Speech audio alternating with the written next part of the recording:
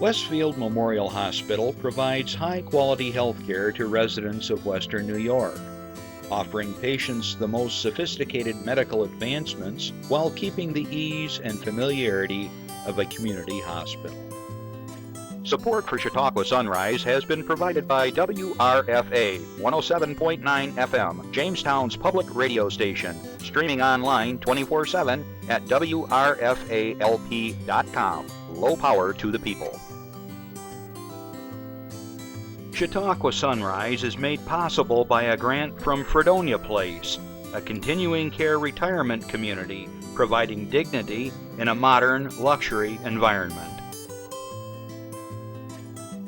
Meter's Restaurant, a family tradition for over 50 years in downtown Ripley, is a proud supporter of Chautauqua Sunrise. Meter's provides all-day dining, banquet services, and custom catering, specializing in pie. Funding for Chautauqua Sunrise is provided in part by the Chautauqua County Industrial Development Agency, with offices in Jamestown, Dunkirk, and Westfield, helping businesses to prosper throughout Chautauqua County. From supporting people with disabilities to enjoy great lives, to providing health care services that are available to anyone, the Resource Center has been improving our county for more than 60 years. Learn more about how the Resource Center makes a positive difference in people's lives.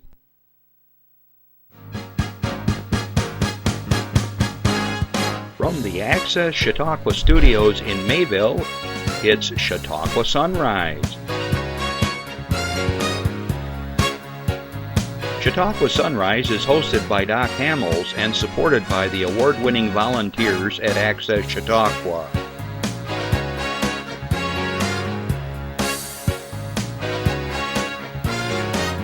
We are here to share local news, colorful interviews, and events of interest to everyone. Chautauqua Sunrise is broadcast live Saturday mornings each week from 9 to 10 a.m. Send events via email or call us live. Check us out on YouTube and Facebook. And now, from the Access Chautauqua Studios, it's Chautauqua Sunrise. Good morning. Welcome to Chautauqua Sunrise. I'm Jeff Zook. I'm taking the place for Doc Hamels, who's probably in someplace sunny and warm, knowing his preferences. So anyhow, we're here enjoying snowy Chautauqua County. The only good thing about that is the fact that this is President's Day weekend, and the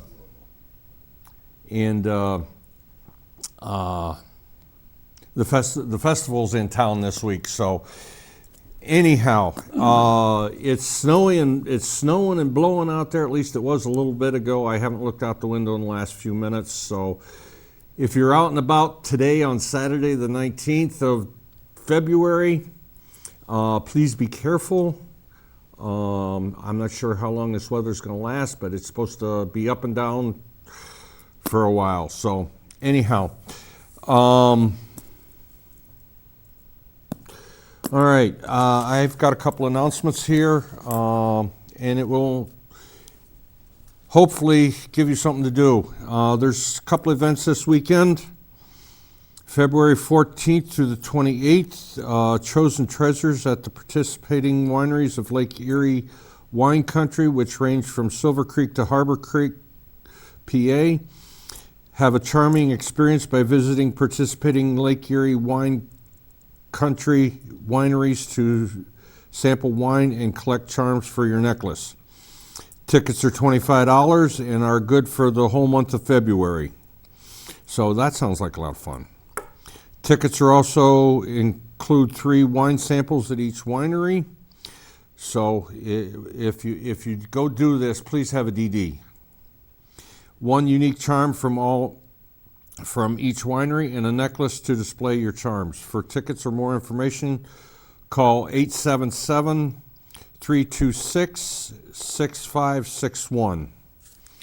And then this weekend, it started last night. I don't know how that worked out. I wasn't up to see, but there was supposed to be some fireworks or something. I'm not sure exactly when it's happening. We'll get into the Winter Festival more here in a minute.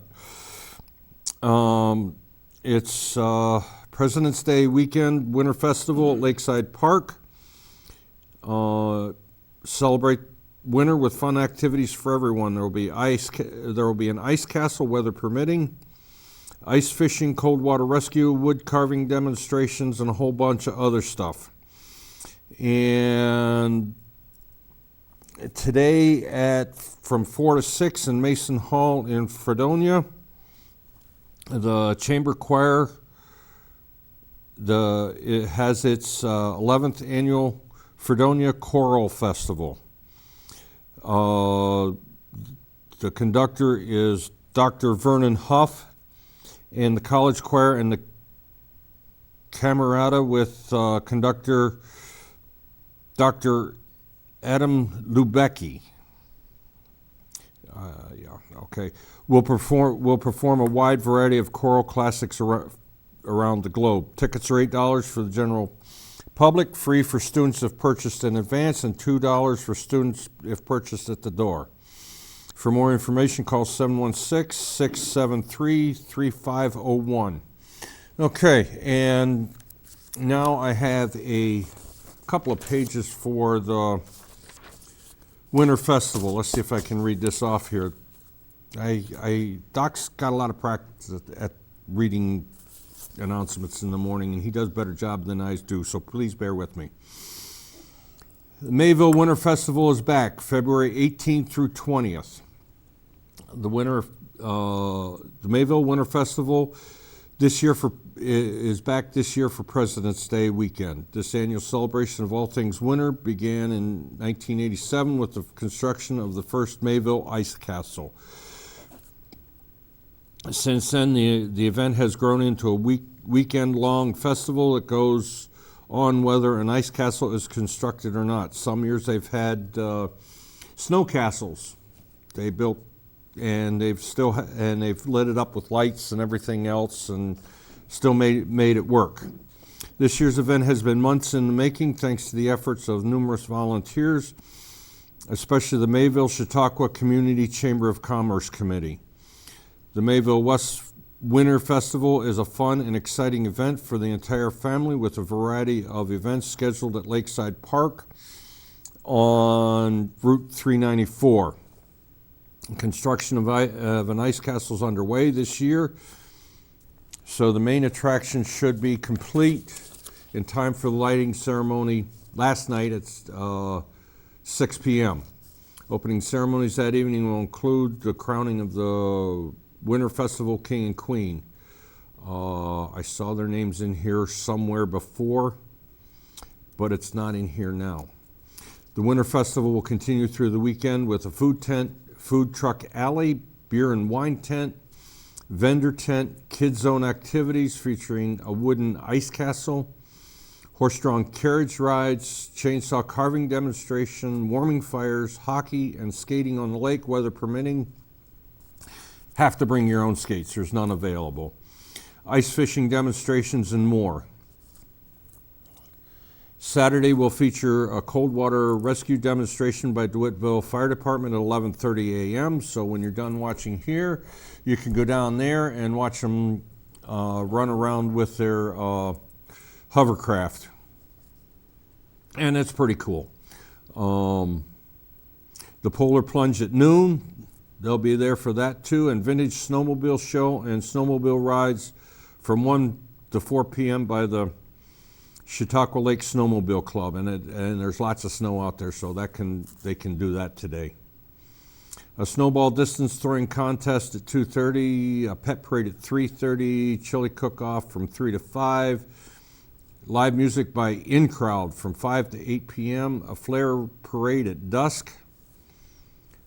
That's an old tradition. I don't know that they've done that every year, but hopefully it'll be here this year. And fireworks again at 8 o'clock tonight.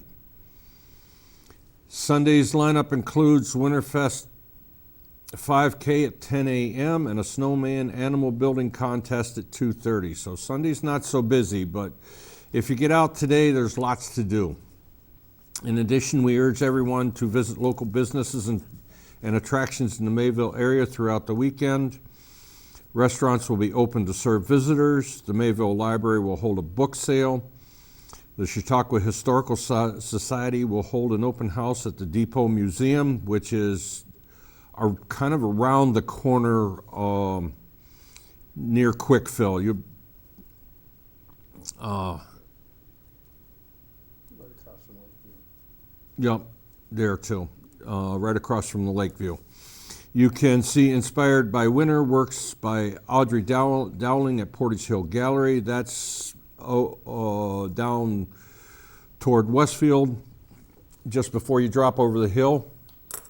The 36th Annual Mayville Winter Festival would not be possible without many volunteers and sponsors. Platinum sponsors are Town of Chautauqua, Lickless Oil and Propane, Douglas Crane Services, Jeff Lang Enterprises, Andriacho's Restaurant and Catering, and Webb's Captain's Table and Carry-Out Cafe. Gold sponsors are Chautauqua Marina, Chautauqua Institution, Pepsi Bottling Company, Empire Energy, Chautauqua Ironworks, Chautauqua Lake Dental, Serena Gilkinson, Associate Broker with ERA Team VP Real Estate, Basil Chevy Buick, A-Way Self-Storage, Casella Waste Services, Jamestown Awning, Mayville VFW, Post 8647, Rock of Western New York, Rock Terra, and Schultz Hyundai. Silver sponsors are Frey Funeral Home, Pro Forma, A Trusted Name, The Best of Buffalo by Byron, North Shore Specialties, Greenbrier Property Management, The Green Door Tavern, Chautauqua Bell, DFT Communications, Lighthouse Point Grocery, Northern Chautauqua Community Foundation, St. Elmo Spa, Uptown Mall, Arthur R. Grin, and 360 Graphics. The festival is free to attend with a $5 donation for parking at a variety of nearby parking lots thanks to Chautauqua Suites, Chautauqua Lodge, and the Village of Mayville. So, sounds like a fun day for today. Go out, have fun. Please be careful as you make your trips around. And with that, I think we'll go and do our PSA, and we'll be back. I'll be back with my guests. Don't look at me. Your hair's a bit frizzy today. Oh, you should pick that up. Oh, you're such a dork. Loser. Here, let me help you with that. Oops. Every day, kids witness bullying. Oh, look. Your crush is looking at you. Or you. They want to help, but don't know how. See, no one here's gonna help you, because no one Teach your likes kids how to be more than a bystander. Visit stopbullying.gov. And welcome back. Today we're talking about, we're going to switch from winter to summer. Yay, summer. Yay, summer. Yay, summer. I'm actually pretty good with winter yet for a little bit. No. So, no? No. All right. The voice in the background is Galen. He's all set to quit riding his bicycle inside, and we're going to be talking about bicycles today. So he's all set to quit riding his bicycle inside and get outside and put some road miles on. Our other guest is Bryan McCoy. He's also another avid rider. I do ride also. I don't do as much as they do, but you know, it's all fun, and you get out of it what you want by putting into it what you need to.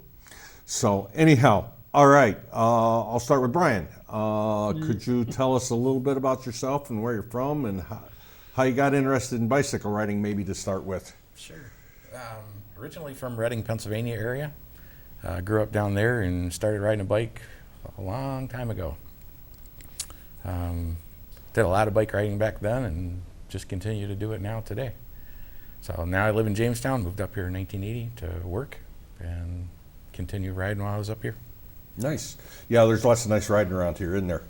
There is. The streets are much more friendly up here than they are in Pennsylvania, especially eastern Pennsylvania. Yeah. The shoulders, you have shoulders of the road. People in the cars tend to be a little bit nicer. But Yeah, things have actually been improving over the last few years. They're starting to consider bicycle riders when they design their roads and they're designing bike lanes into their projects. Yep. So, all right. And my other guest is my brother Galen. You've seen him on here a couple of times before. He's still wondering if his bike's okay. My bike is okay. It's this guy that's not quite there. sometimes it's the rider. Yes. Yes. And in this case, it's the rider. He's not all there all the time. So, but like Bryan, I was actually born in Lancaster, Pennsylvania, which is not that far from Reading. But we moved up here when I have no memories of living in Pennsylvania. And I got into riding as a way to control my weight. And I rode it a lot as a kid. And there's times throughout that I did pick up riding again, but when I got out of the Navy and came home and started riding for the one, for the enjoyment of it, and two, to help keep my weight under control, and now it helps keep my blood sugar under control.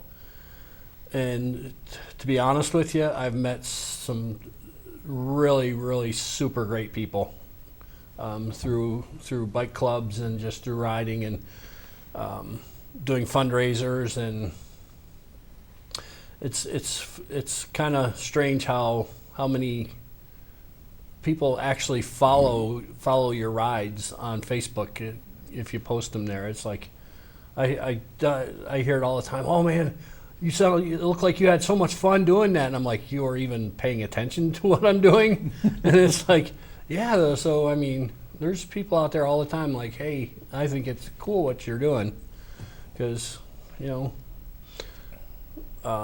many years ago I wondered, how can I use cycling to help other people? And Randy talked me into doing a fundraiser ride, and from then on, it's just been, okay, this is what I'm going to do to help other people. I go out and do fundraiser rides. Bryan does them. You do them. Mm-hmm. There's kind of for me, there's a reward in seeing results of what that money goes towards for research and that type of thing. So that's one of my most enjoyable things, is doing the fundraising rides, riding with other people that have the same cause in mind. Yeah. What are some of those events that you do ride with and Well, for? if you right there, you can see the little mug for the Ride for Roswell. Oh yes. This will be my 10th year doing that. Oh, okay. Hey, there we go. There we go. All right. I also do a ride called Tour to Cure, which goes towards diabetes research. You and I last year went out, rode around Chautauqua Lake for Camp Good Days. Yes, which that was quite the ride. That was very much fun. It's almost exactly like riding around Chautauqua Lake. Almost the same miles, almost the same amount of climbing. It's the same elevation. Same elevation. I did one for the first year this year for Navy SEALs, and they're the special warfare guys. It was for their kids because there's. Okay, like a college program or something, or No. It's for the kids, and I just got a letter today describing about how SEAL kids helped out this family with a special needs child. That they were. The kid's father was a Navy SEAL, and that one it's a month long, and you raise money and then you designate how many miles you want to ride for for the month. So it involves a specific amount of miles for the month that you're involved with. Well, you get to pick it. You choose Yeah. how much you want to do. You set a goal, and That's one thing I find with these events and stuff. Also, for me, it's actually setting a goal. So I actually have some sort of a motivation. yes, Because just getting out there and riding, as much fun as just riding with groups and riding and doing that, is some days it's just like, why am I out here doing this? Yeah. And it's just it gives me a goal. It gives me a focus point. Well, in right. some of those rides, you don't want to just go get on your bike and ride 60 miles. Yeah. You need to ride to prepare for it and get out there and do the work to be able to make that ride fun for you too. Yeah, yeah. That's exactly a good point, because fitness levels are definitely a concern. Like you said, 60 miles. Nobody, unless they're some sort of athlete in some sort of sense of the word, nobody gets out there and does 60 miles that I know of without. There are parts of your body that will tell you you're not supposed to be doing that. Exactly. Like where you sit. Yeah, that's one of them. Your knees and thighs, Yep. your body in general. I mean, Yeah. so and there's an aspect of not only just getting out and riding, but an aspect of making sure you're hydrated properly. You're eating a good diet. And Brian's laughing at me because last year, the big event that we did last year is called the Ragbrai, and it's put on by the newspaper in Des Moines, Iowa, called the Register. So Ragbrai stands for the Register's annual Great Bicycle Ride Across Iowa. And this year is going to be their 49th annual. It's the longest running bike ride in the country.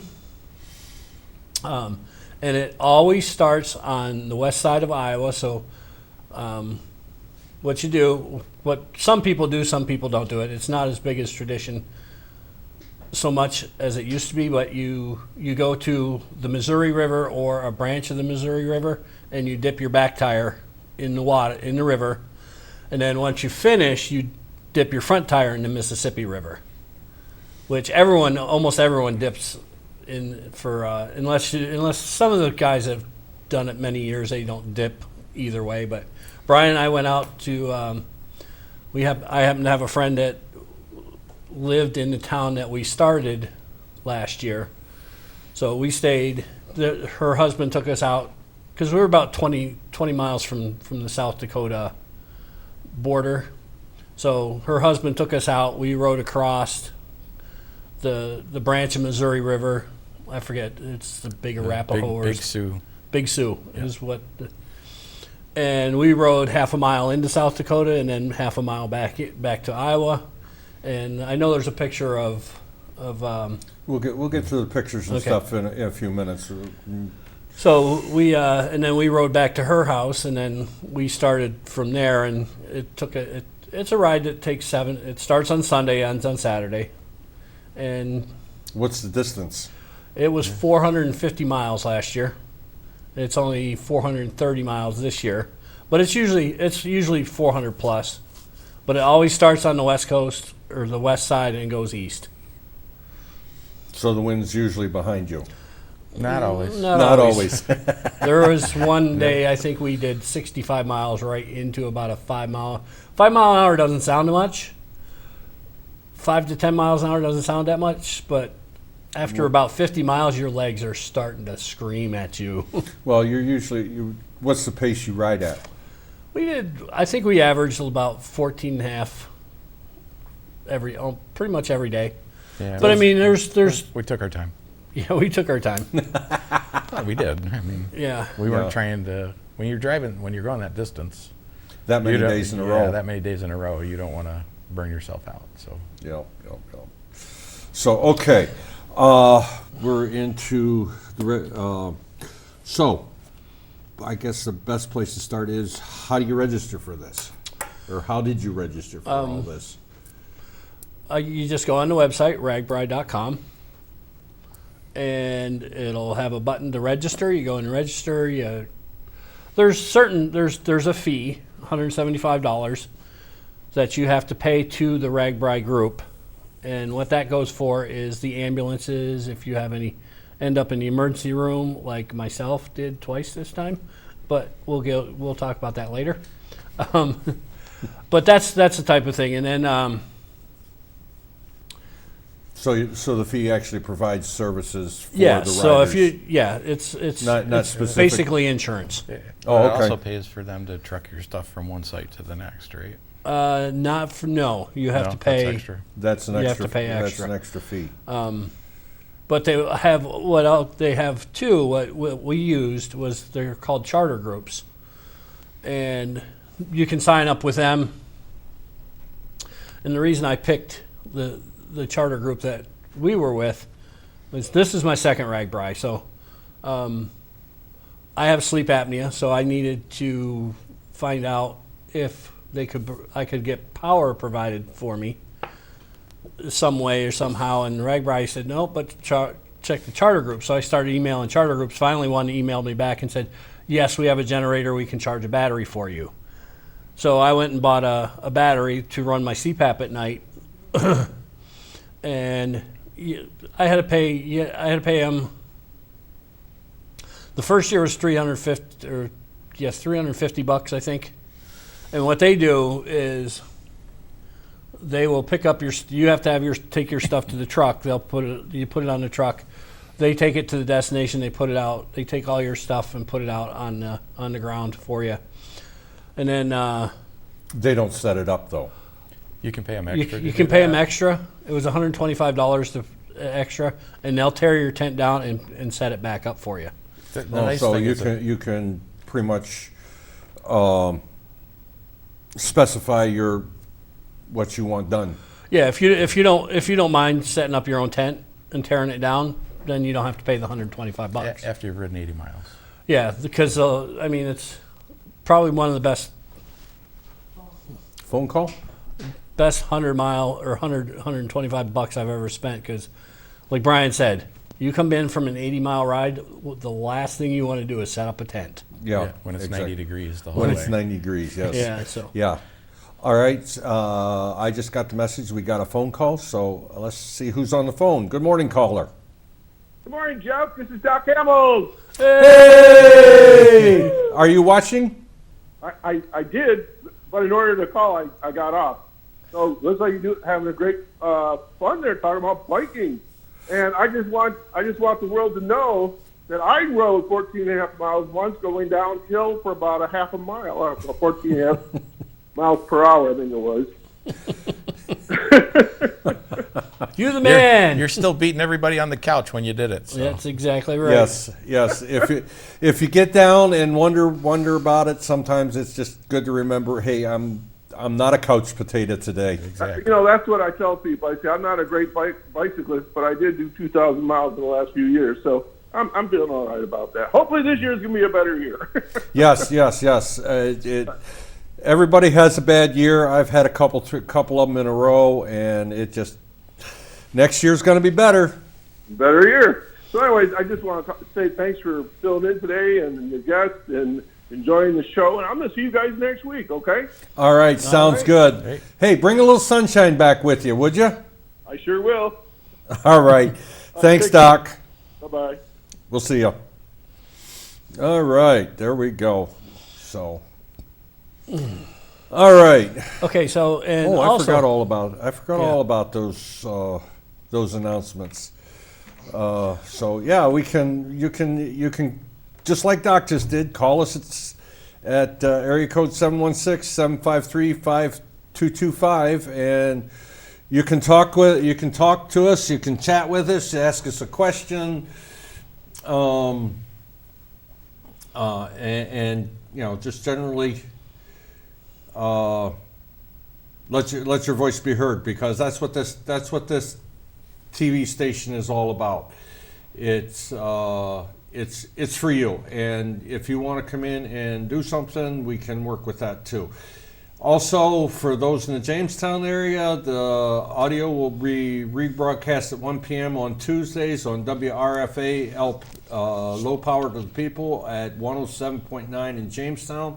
We've been doing that for a few years, and it seems to work out. I've had some people say, I heard you on the radio the other day, so, and which is kind of surprising because I didn't know anybody paid attention to what we do here. But for those that do, thank you, and hopefully you spread the word and have more people come visit us. So, all right.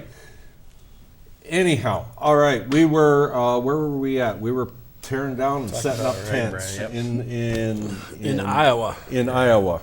The nice thing about the small, if you get in one of the charter groups, is it's a smaller group. Oh, okay. So it's always the same people that you're camping with that night. Oh, okay. Versus the regular group where you're in a main campground and you have to go pick up your stuff, find a spot to camp, put up your stuff, and take it down. And it's a lot different than a small group of people that you're with the whole week. Yeah. So, okay. All right.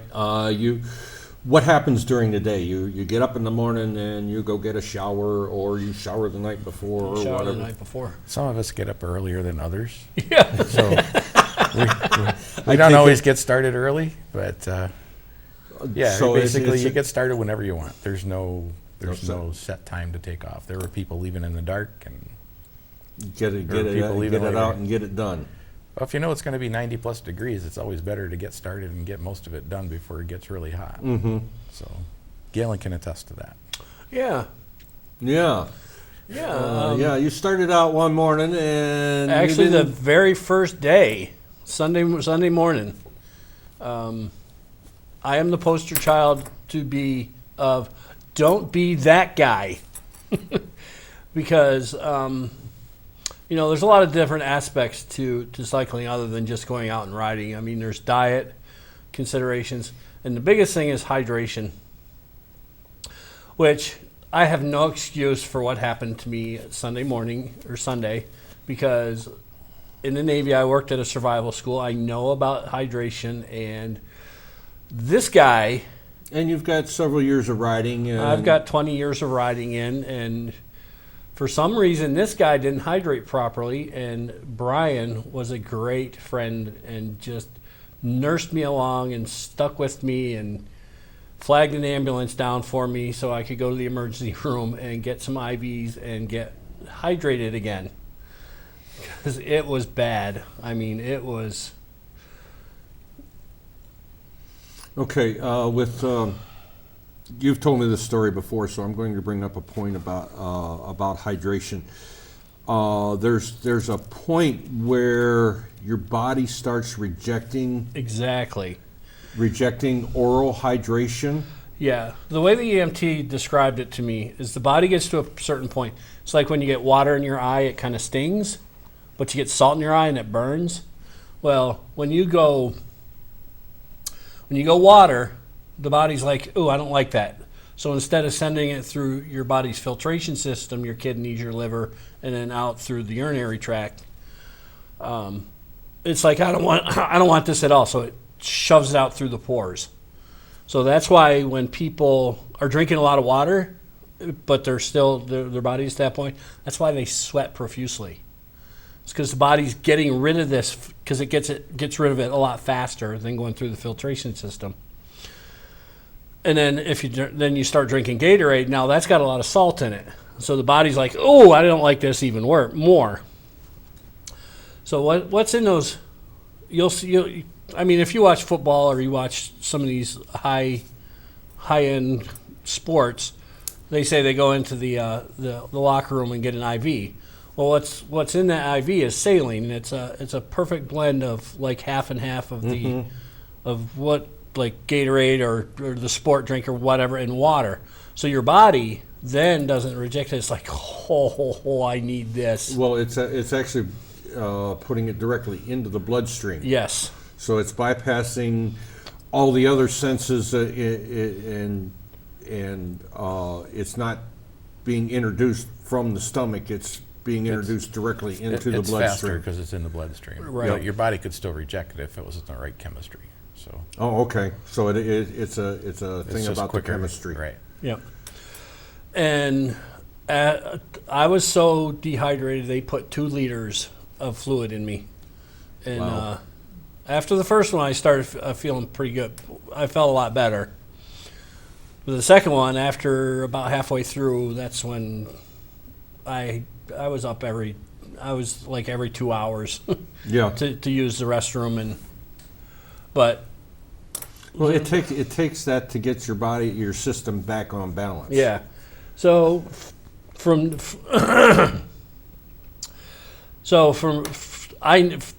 that point on, I've never gone just straight water or straight Gatorade. I will always cut it about 50-50 to get the best absorption and the body for the body to like, and to Yeah. be like, okay, we can do this. This I'm is not a good. big fan of straight Gatorade when I'm out riding anyway. The newer Gatorades, when Gatorade first came out, it was kind of tart. Now it's just so sweet, it's disgusting. Yeah. And exactly. I've gone, being a diabetic, I've gone to the sugar free, and Oh, that's okay. it uses a sweetener, but it's not. It goes back to more like the original formula where it's kind of tart. Oh, okay.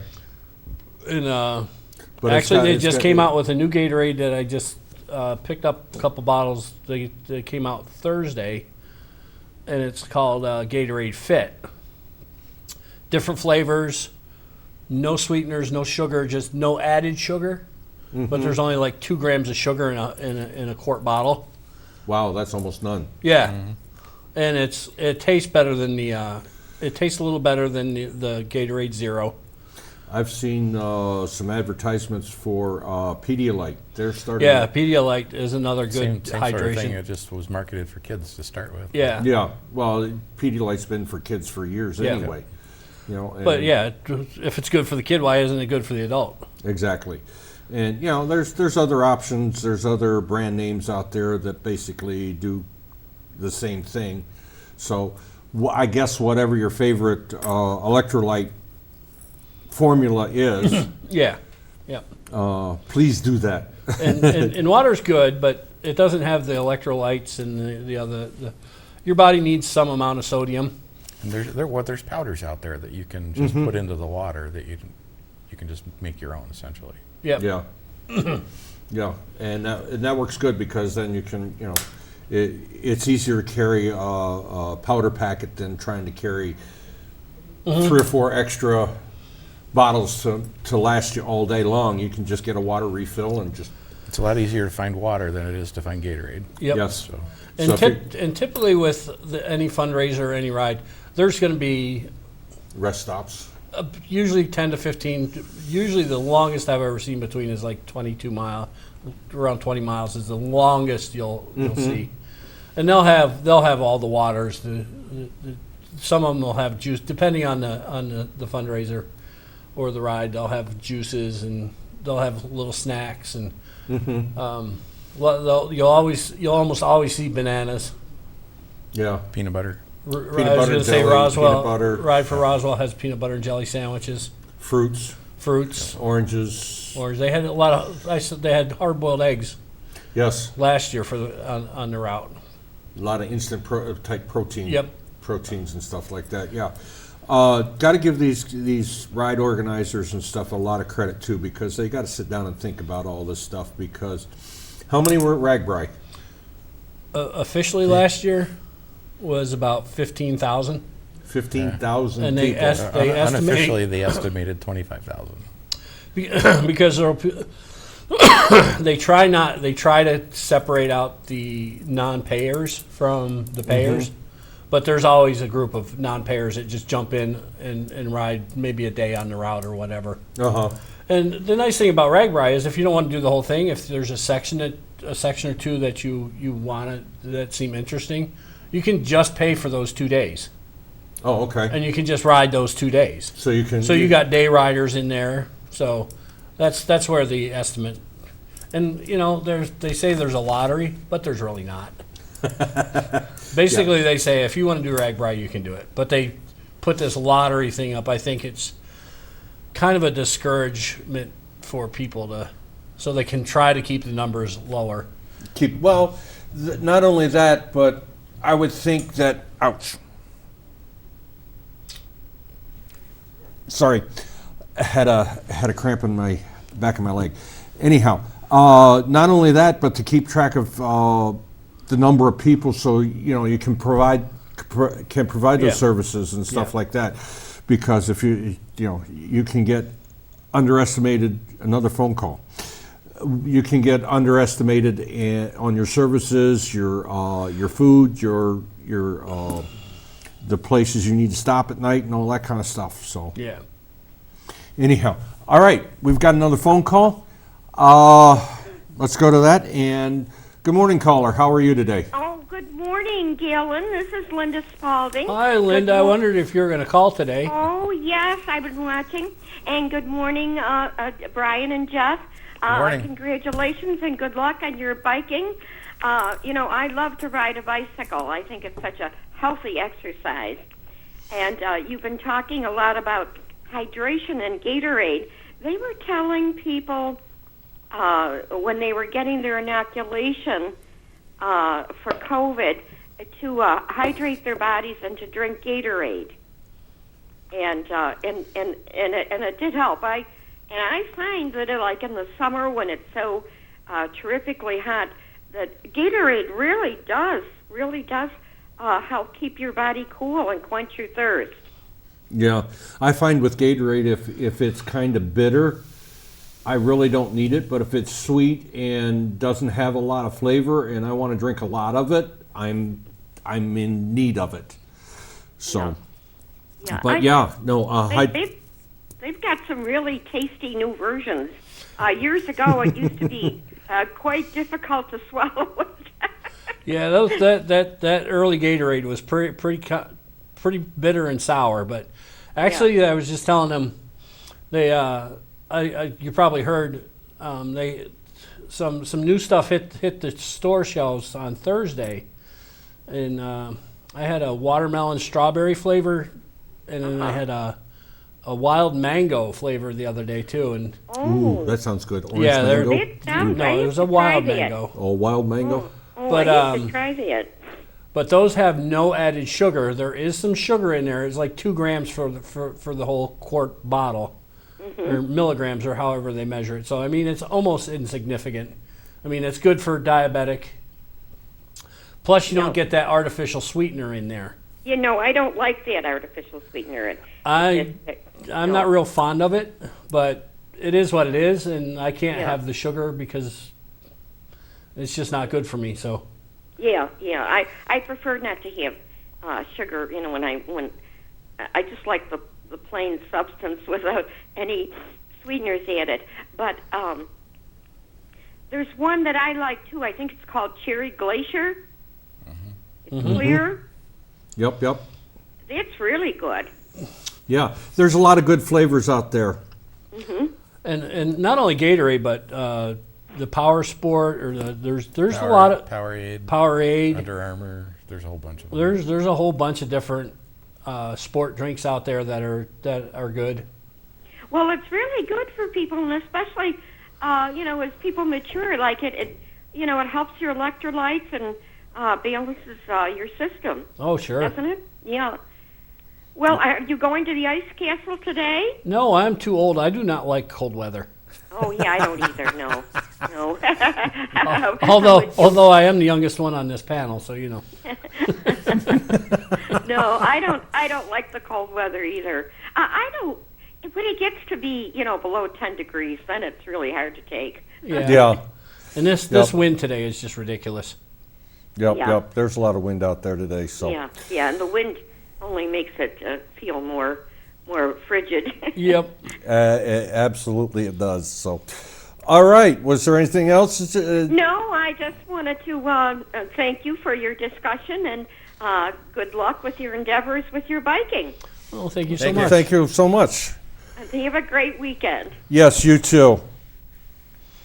All right. Okay, you gotta get to the pictures. Come on. Yeah, let's start up with the pictures here. You gotta get the video is what he wants to get to. I want Oh, to get to the video. he wants to get to the video. Okay. No, just let's start with a couple of pictures. Now, travel from here to there involves an overnight stop, and at the time there was a stop in Indianapolis, and they decided to go downtown to the War Memorial Circle or whatever it is, and do a little sightseeing. So, Well, kind of fill us in on that spot. We from here to Iowa is about 12 hours to where we had to go, and we had to have our bikes to where we were going to pick up our charter group. We had to have our bikes there packed up and boxed by 5 o'clock Friday night. So to leave Friday morning and get there, and you'd have to leave. So we left Thursday, drove to Indianapolis, which is about 7 hours. And the reason we chose Indianapolis is, one, I've been there numerous times. My niece used to live there. So I knew where some of the things to do and to take Bryan. He's been to Indianapolis a couple times too. So, but it's just a nice stop, and then just 5 hours or so to where we had to go, and we could get a good night's rest and then get out to. We actually went to a city called Muscatine, which is right on the Mississippi River, and they would provide us. We would packed up all our stuff. They would provide us a chartered bus ride from Muscatine to the start line, which was in Lamar's this year or last year, and it was about a 6-hour ride. But that's part of what you paid for, the $450 you paid for. That was part of it. And then a chartered bus ride from the end of the ride back to Muscatine, which was an hour and a half at that point. Mm-hmm. So that was part of it. And this is I'm not sure what this. That's a picture of the morning from the hotel before we left. Oh, from Indianapolis. Okay, yeah. So Looks like a nice warm sunrise. yeah, it was. They were warm days. It's the end of July, so out in Iowa, it's pretty End of cool that July. time of year usually. So Yep. Next one. There we go. okay. Oh, look that's the river. Who's that guy? Who's that guy? Look, he's got an old Ragbrai hat on too. This is actually in Muscatine, Iowa. We had just left a meet and greet with some of the people in the group, and this was one of the bridges, and that is the Mississippi River. And this was just kind of a panoramic of, we were up on a hill. Yeah, it was a small overlook we found on the way back to the hotel. So. Yeah, and so we were like, oh, let's go up there and see what it looks like, and that's what it looked like. And there's proof that we actually were to South Dakota. I see cornfields. Cornfields. There's South Dakota. There's a few of those are out there. Yeah, and there's a few cornfields, and you can describe this one. Well, this is just one of the mornings when we headed out from our campground. You can see all the bikes on the road, and unfortunately, somebody with a flat already. So, and the one of a few cornfields they had out there. What's the story behind cornfields? Well, my story behind cornfields is when I left, I told people I would take pictures for them. So I made sure I got pictures from eastern Iowa, western Iowa, and central Iowa so I could show them the difference between the corn in those locations. Obviously, there's no difference, but I had to show them to make sure. You didn't get them to picture me like coming out of the corn like Children of the Corn thing, you know? I didn't have I that one. didn't put that one in there. So this is a typical picture. If you wanted to rest and find some shade, you had to get off the road. In Iowa, if you find any trees, they're in somebody's yard or a town. They not like here where you ride along the road and you can be riding in shade. Out there, there's none along the road. So you're in the sun the entire day. So you're pedaling in the sun in 90-degree weather. What's the humidity like? About 90%? It's pretty high. Actually, I never thought of it before, but they call it corn humidity because Yeah. all of the corn Yeah. and the soy out there, It gives off it gives off its own moisture, and it's pretty humid. Yep. Yep, because corn and soybeans is the two main crops that are grown in Iowa. That and windmills. Yeah, the windmills is all over the place. Just another picture along the road, and if you look up up around the corner, you can see just a long line of cyclists out on the road. Yeah, you're never alone. You're never alone. You're ever. never within, probably 150 feet of other cyclists or more. Okay, Chris, there's a video. Could you bring that up, please? I'll let you describe this one, Galen. Okay, so these rollerblader guys, we bumped into them, and the first guy, when we were riding along, he was actually eating a sandwich at about 20 miles an hour, and they hooked onto the back of me, and were drafting. And part of Ragbrai for me was to dress up your bicycle, and so hence the flags, and Yep. I've been wearing the Mohawk for years. So most people around town, They see a Mohawk, it's Galen. if you see a Mohawk, that's pretty me. much it. Yep. I've run into some people. I'm like, have you seen the guy on the bike with the Mohawk? Yeah, we see that guy. That's me. And they're like, oh, okay. So there's a story behind the Mohawk if you want to hear it. But these Another day. These are our Sherpas. They're the ones. This is the charter group, and Charter they are group. the people that helped us pack up our tents and move our Yeah. stuff day to day. Yeah, the guy on the right and the girl in the middle there, their husband and wife, they're the ones that actually started the charter group, and they're the ones that organize everything for us, and the other two just were helped out with moving stuff and setting up tents and tearing down tents, and it's recommended that you give them a tip at the end of the. Oh, at the end of the absolutely. week. You know, They that- work for it. Yeah, Believe me. they earn that big time. Yeah. Yeah, I'm sure. So All right. This was at the end of the ride, just after we had dipped our tires. We walked up, and there was a lady there with an Irish Wolfhound. So, little small dog, small horse. very Small friendly. horse. So and that's me after I dipped my tire. And that looks like that. That doesn't look like the Mississippi. It's actually an access off of the Yeah, it was like a Mississippi. lock. It's like Yeah. a canal. They or don't let you something. get out into the actual Mississippi. Oh, okay. Well, my first year we did in the Mississippi, but Well- the problem was you got to get to somewhere where you can have access to get a lot of people down there to be able to dip their tire. No, did you finish in the same spot? No, it's different every year. Oh, it's different every year. No, my first Ragbrai, we ended in a town of Keokuk, and it is the most southern eastern town in Iowa. So right across the border, obviously, would be Illinois, but if you went down another Couple 5 miles, you'd be in I believe it's Kansas. That goes right below Iowa. Something like that. Something like that, so. my geography isn't real good right at the. And then this year we ended in Clinton, which is actually about an hour and a half north of where you finished last year. where we started. Yeah. Oh. Of Muscatine. Oh, okay. And last year was nice because our last day was only a 30-mile ride.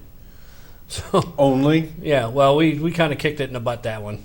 We averaged So pretty high on that ride. okay. That's basically a normal You're ride. basically riding every day, Yeah. Oh yeah. 7 days straight. 7 days straight. What's From the 80 average? 87 miles to 30 miles. The average was about 67. Yeah. That's a long ways. I'm this I'm year's- lucky to get 40 without tipping over. Well, this You just take your time. I mean, there's rest areas every 10, 15 miles. Yeah, so there's- you can stop. It's not a constant ride.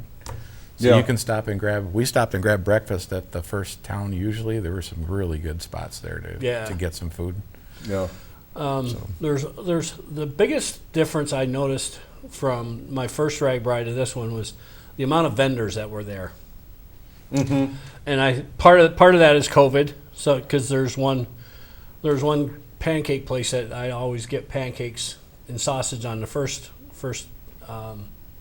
Ragbrai, and that guy wasn't there. And I, out of curiosity, how many didn't show up because of the fear of COVID or just got put out of business because of COVID. Mm-hmm. I mean, there were some towns that were designated. It was kind of scarce to find some food. The pork chops were good, though. Oh, yeah, there's a guy called, he's Mr. Pork Chop. I think he actually slaughters and cuts up the pigs live or the night before, and then he'll cook them. They're $10. But, I mean, they're a pork chop. They're probably... It's a boneless pork chop that's about an inch thick, and it's cooked on a grill.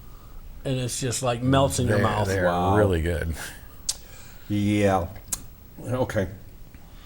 I know, it's kind of weird eating a pork chop. He's smart enough that he parks his bus at the top of one of the hills. Yep. So he knows that most of the people aren't used to riding hills. When they get to the top, they want to rest, so they stop and have his pork chop. Pork chop. Pretty and then good. there's other vendors there, too, for drinks and other food. But, yeah, everyone, you'll see Mr. Pork. You can see Mr. Pork Chop from miles away because you can parking see. on top of the hill. Well, parking on top of the hill. School bus.